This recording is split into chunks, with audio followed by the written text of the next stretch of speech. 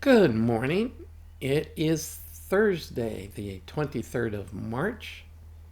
Our Lenten reading is Romans 13:8-14, and I'm reading verse 8. Owe no one anything except to love one another, for the one who loves another has fulfilled the Torah. Now, just parenthetically setting this aside, this has nothing to do with debt or credit.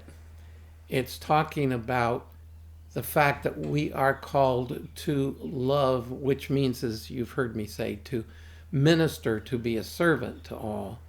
This is the fulfillment of the second table of the law.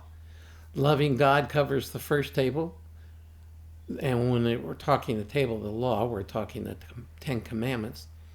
And when we're talking about loving one another, we are talking about the second table of the law, the commandments that relate to how we are to interact with other people.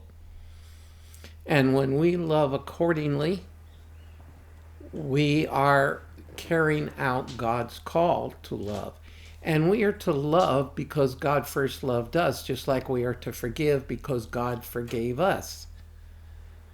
What we do is empowered by the Spirit and is in response to how God has cared for us.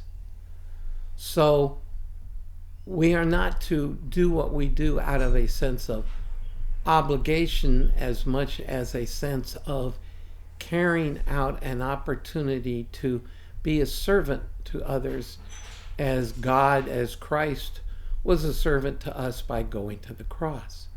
And so you can see as we move closer to Passion Week, we see more who Christ was, humble and a servant, and more of who we are called to be, humble and a servant to others. And when we do that, we are loving them, because that's what agape is. It's action.